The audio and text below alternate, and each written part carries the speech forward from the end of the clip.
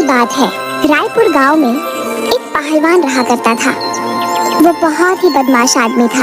गांव के बड़े बड़े लोग उसे पैसे देकर काम कराते थे। एक दिन 120, 121, 122, 23, 24, 25।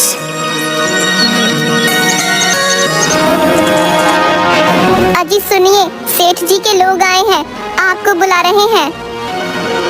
आता हूँ।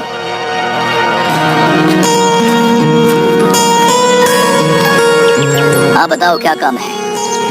वो सेठ जी ने बुलाया तुम्हें, तुम्हारे लिए एक काम है, मोटा पैसा मिलेगा इस बार। दोनों मुस्कुराने लगे। आता हूँ, अभी रुको। इसके बाद मल्लू पहलवान तैयार होकर सेठ जी के घर पहुंचा।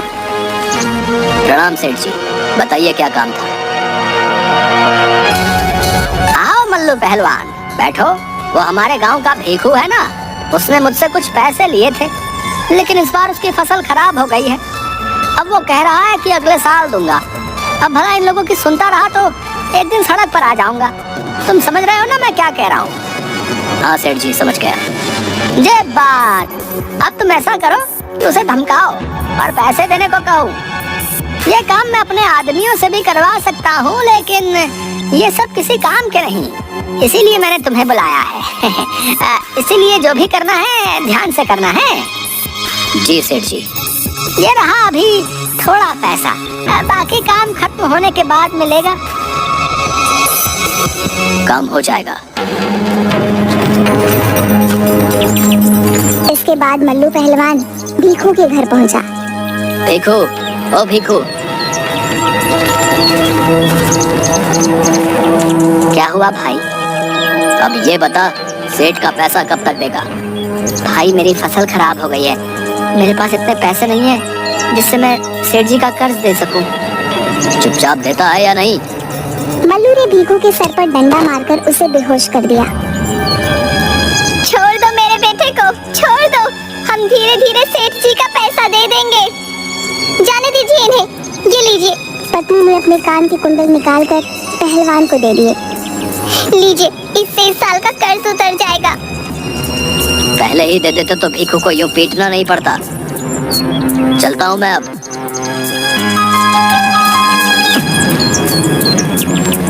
भीखू की हालत देखकर भीखू की पत्नी और उसकी माँ रोने लगी। इसके बाद मल्लू पहलवान सेठ जी के घर पहुंचा। ये लीजिए सेठ जी। अरे वाह, मुझे पता था तुम जरूर काम पूरा करके ही आओगे। इन नालायकों को तो धमकाना भी नहीं आता।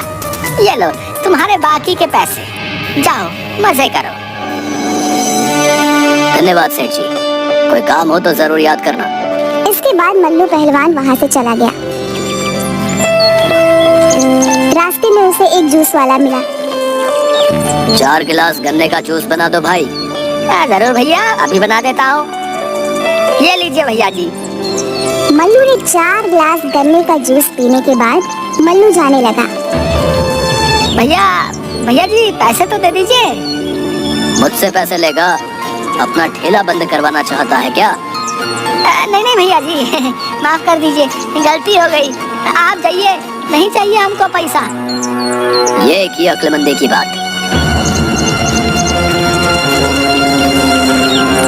इसके बाद मल्लू पहलवान घर लौट आया। सुनो, जरा खाना लगा दो, बड़ी भूख लगी है। अभी लाई। और जी, क्यों आए थे वो आदमी? अब किसको मार कर आ रहे हो? जब देखो मारपीट लगा रखी है। आप कोई काम क्यों नहीं पकड़ लेते? कब तक यूं ही मारपीट करते रहेंगे? तुम अपना काम करो, मुझे मत सिखाओ मुझे क्या करना है, समझी? जाओ, अब खाना लेकर आओ। मुझे तो नौकर बनाकर रखा है इस घर में, बस लाती हूँ। मल्लू ने खाना खाया। शाम को मल्लू बाहर टहलने निकला। उसने चलते हुए एक ठेले से 2 आम उठा लिए। ठेले वाला बिना कुछ बोले चला गया। इसके बाद मल्लू भी वहाँ से आगे चला गया।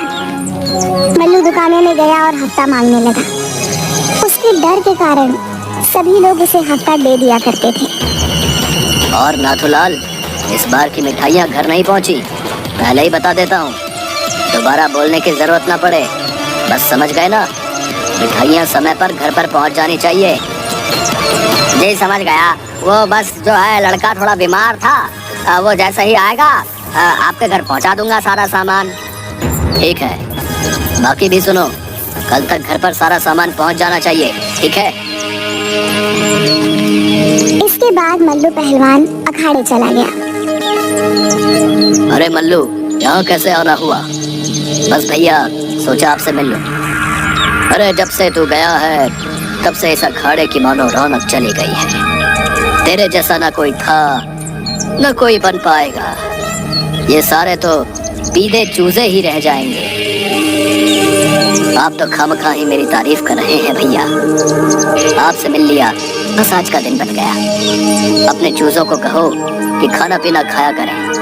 क्या ये सूखा सा शरीर लेकर घूम रहे हैं? बाकी पहलवान गुस्से से उसकी तरफ देखते हुए चले गए।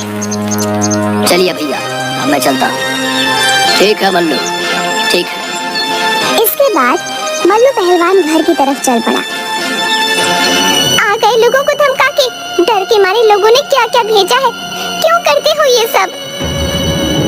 जब देखो तुम कच कच करती रहती हो, कभी चुप भी रह लिया करो। जिससे तुम मेरा डरना धमकाना कहती हो ना, इसी के बदले घर में राशन आता है, तुम्हारे लिए साड़ियाँ आती हैं, ये जो बढ़िया बढ़िया चीज तुम देख रही हो ना, वो आती है।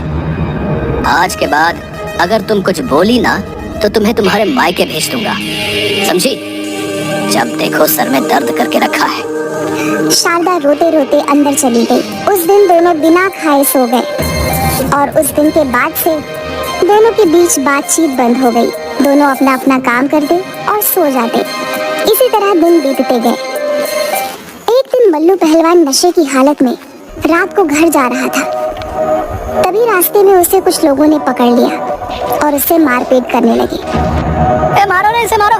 जब तक इसका घमंड नहीं जाएगा तब तक मारो इसे। बड़ा घमंड है ना इसे खुद पर। आज इसका घमंड ही तोड़ते हैं। मारो और मारो। तभी वहाँ साइकिल में एक आदमी आ रहा होता है। उसके टॉर्च की रोशनी को देखकर वह डर गए। जल्दी निकलो ना यहाँ से, लगता है कोई आ रहा है। भागो, जल्दी भागो। बचाओ, कोई है, मदद करो मेरी, बचाओ मुझे। ये आवाज किसकी है? साइकिल वाला आदमी जब थोड़ा पास आया तो उसने देखा कि एक आदमी अधमरी हालत में जमीन पर पड़ा हुआ था। कौन हो भाई? उसने टॉर्च उसकी तरफ की तो पाया कि वह तो पहलवान है। मल्लू पहलवान। क्या करूं, इसे कैसे बचाऊं? बचाऊं या नहीं? मैं भी ये सब क्या सोच रहा हूँ। अगर मैं भी उन सब की तरह हरकतें करने लगा तो उनमें और मुझ में क्या फर्क रह जाएगा? इसके बाद वह आदमी उसे जैसे तैसे करके वैद्य के पास ले गया। वैद्य जी, वैद्य जी, इतनी रात को कौन आया है? जल्दी आइए। क्या हुआ बेटा? वैद्य जी, इसका इलाज कर दीजिए वरना ये मर जाएगा। ये तो मल्लू पहलवान है, इसे बचाना चाहते हो तुम? ये भले ही बहुत बुरा हो, लेकिन इसे इसी तरह छोड़ना कहाँ की इंसानियत है। तुम कितने नेक इंसान हो बेटा। चलो अंदर आ जाओ।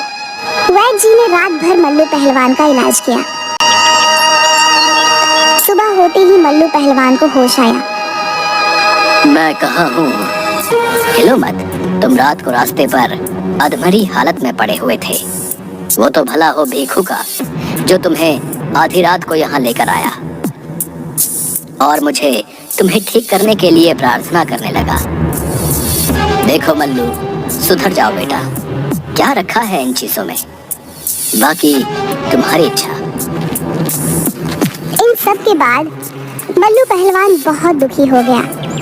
वह जैसे तैसे अपने घर पहुंच गया। आपकी हालत किसने की? आप ठीक तो है ना? कल रात भर आप कहाँ थे? आप घर क्यों नहीं आए? सारे सवाल बाहर ही पूछोगी, कुछ सवाल बात के लिए भी रख लो। मैं भी ना। आप अंदर आ जाइए।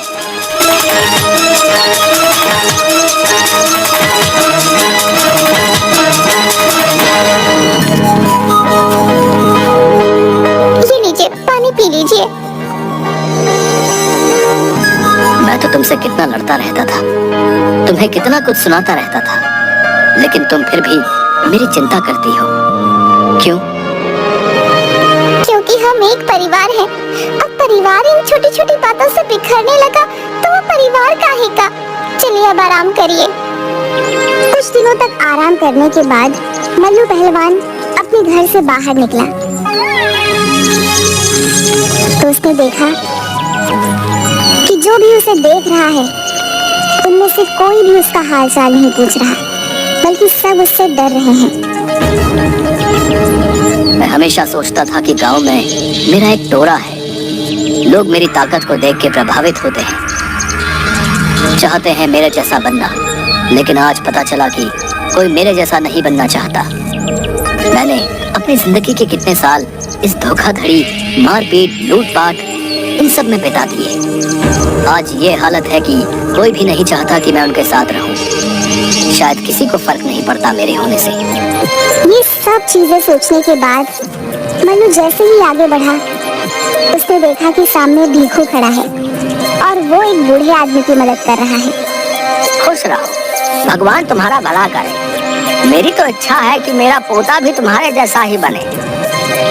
अरे चाचा, अच्छे संस्कार कभी बेकार नहीं जाते। आप बस उसे एक अच्छा इंसान बनाएं। अच्छा इंसान बन जाएगा तो वो जरूर जैसा आप उसे देखना चाहते हो वैसा ही बनेगा। सही कहा बेटा। ये हो गया। चलिए चाचा, ध्यान रखिए। खुश रहो बेटा। इसके बाद मल्लू पहलवान भीखू के पीछे पीछे भीखू के घर पहुंच जाता है। भीखू,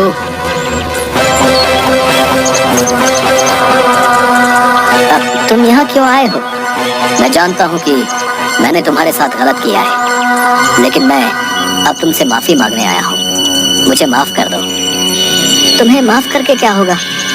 कल को तुम किसी और के साथ वो सब करोगे तो भला तुम ही बताओ, तुम्हें माफ करके क्या फायदा? तुम्हें बचाना मेरी जिंदगी थी। तुम्हारी जगह कोई भी होता तो मैं यही करता। आज के बाद मैं ये गुंडागर्दी छोड़कर कुछ काम करूंगा। आज पता नहीं क्यों खुद पर शर्म आ रही है। मैंने तुम्हें चोट पहुंचाई और तुमने मेरी जान बचाने से पहले एक बार नहीं सोचा। अगर ये बात है तो मैंने तुम्हें माफ किया। जो जिंदगी में कुछ अच्छा काम करो। इसके बाद मल्लू पहलवान अपने घर चला जाता है। अपने घर जाने के बाद मल्लू पहलवान को पुराना सब कुछ याद आने लगता है कि कैसे वह लोगों को परेशान किया करता था, कैसे वो सेठ के कहने पर लोगों के साथ मारपीट करता था। लेकिन अचानक ही मल्लू पहलवान को सेठ पर गुस्सा आने लगा। वह मन ही मन सोचने लगा कि जब तक सेठ जैसे आदमी इस गांव में रहेंगे तब तक लोगों को ऐसे ही ठगते रहेंगे। इसलिए उसने फैसला किया कि वह सेठ को सबक सिखाएगा और योजना बनाने लगा। अगले दिन कुछ लोग मल्लू पहलवान के घर पहुंचे। मल्लू तो घर पर है? हाँ बताओ। अरे सेठ ने बुलाया है। ठीक है, अभी आता हूँ। सब के सब सेठ के घर पहुंचे। आओ मल्लू, तबीयत ठीक है? हाँ सेठ ठीक है। अरे वो अपना गिरधारी है ना, अरे उसने कर्जा ले रखा था कुछ महीनों पहले अपनी बेटी की पढ़ाई के लिए। बेटी को पढ़ा लिखा रहा है वो तो ठीक है, लेकिन पैसा देगा कि नहीं?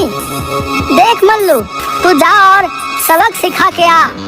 और ज्यादा ड्रामा करे तो बेटी को उठा के यहाँ ले आइए। बेटी के जान के वो पक्का सब लौटा देगा। क्यों, कैसी लगी मेरी योजना? वाह सेठ, क्या योजना है? तभी मल्लू ने फोन उठाया और अंदर आने को कहा। अंदर आना। देखते ही देखते पूरा गांव वहां आ गया। क्या हुआ भाई, अंदर कैसे घुसे जा रहे हो? धर्मशाला है क्या मेरा घर? और देखते ही देखते सारे लोगों ने उन लोगों को घेर लिया। तो तू मेरी बेटी को नुकसान पहुंचाएगा?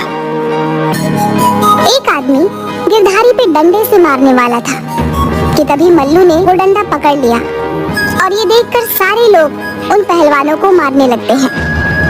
मल्लू का ध्यान सेठ की तरफ जाता है जो वहाँ से भाग रहा होता है। तभी मल्लू उसको पीछे से पकड़ लेता है।